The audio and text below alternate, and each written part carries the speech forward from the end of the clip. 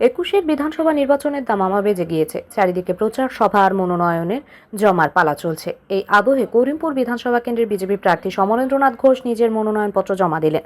এদিন এক বিরাট মিছিলের মধ্য দিয়ে দলীয় কর্মী সমর্থকদের সঙ্গে নিয়ে তিনি তার মনোনয়নপত্র দাখিল করেন। মনোনয়ন জমা দেওয়ার পর উপস্থিত কর্মী সমর্থক এবং সাংবাদিকদের উদ্দেশ্যে বক্তব্য রাখতে গিয়ে রাজ্যের শাসক দল তৃণমূল কংগ্রেসের বিরুদ্ধে তীব্র আক্রমণ শানান সমরেন্দ্রনাথ ঘোষ। তিনি বলেন, অত্যন্ত পরিশ্রম করে এই দুর্নীতিবাজ তৃণমূলকে সরানোর জন্য যে লড়াই সংগ্রাম শুরু করেছে আমাদের ভারতীয় জনতা পার্টির অগণিত কর্মীবৃন্দ, আমি তাদের সকলকে অভিনন্দন জানাই।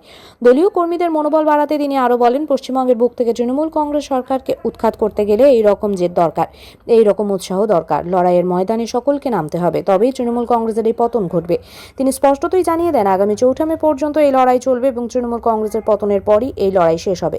তিনি আত্মবিশ্বাসের সাথে বলেন যে 2026-এর নির্বাচনে তৃণমূলের পতন নিশ্চিত এবং করিমপুর বিধানসভা কেন্দ্র থেকে তিনি এবার জয়ী হবেন। তার এই বক্তব্য এবং কর্মীদের উৎসাহ দেখে এটা স্পষ্ট যে করিমপুর বিধানসভা এবার জোরদার লড়াই হতে চলেছে। অতিক্রম করে প্রচন্ড রৌদ্র সহ্য করে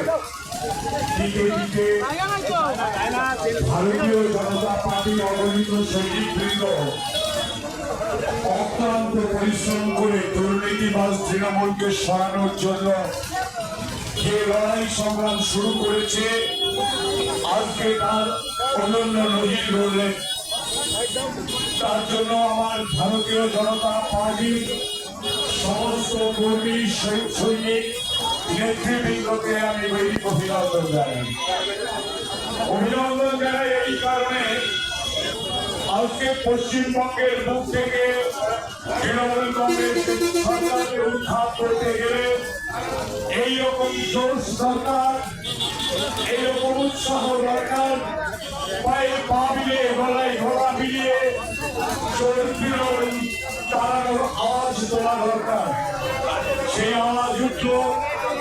আপনারা যে অক্লান্ত পরিশ্রম করে এই গরমের মধ্যে এই র্যালি সম্পন্ন করালেন, তার জন্য অসংখ্য ধন্যবাদ। আগামী দিনে এই কর্মসূচি আমাদের চলতে থাকবে। 4 মে পর্যন্ত আমাদের লড়াই থামবে না।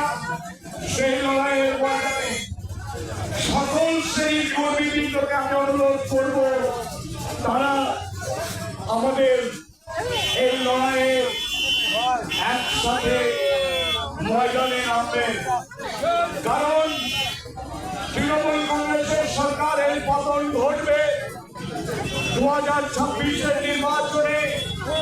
আর করিমপুর বিধানসভা কেন্দ্র আবির্ভাবে না, এটা হতে পারে না। আমাদের জয় 100% নিশ্চিত। তাই বলে আত্মতুষ্টিতে ভুগলে চলবে না। প্রতিটা বুঝে বুঝে যে লড়াই, সেই লড়াইয়ে সকলকে অবতীর্ণ হতে হবে। নেতৃবৃন্দের নির্দেশ মোতাবেক আপনারা বাড়ি বাড়ি যাবেন, মানুষকে বুঝিয়ে বলবেন যে দুর্নীতিবাজ তৃণমূলকে তাড়ানোর জন্য এবারের লড়াই অনন্য মাত্রা পেয়েছে। আপনারা সঙ্গে আসুন, পদ্ম ফুল চিহ্নে ভোট দিয়ে প্রার্থীকে জয়যুক্ত করুন, এই বার্তা তুলে দেবেন। আর আমাদের এলাকার মানুষের বাঁচবার লড়াইয়ে আপনারা আওয়াজ তুলবেন। বাঁচতে চাই বিজেপি, তাই পশ্চিমবঙ্গে এবার বিজেপি আসছে, করিমপুরে বিজেপি আসছে। আমরা যে মিছিল করলাম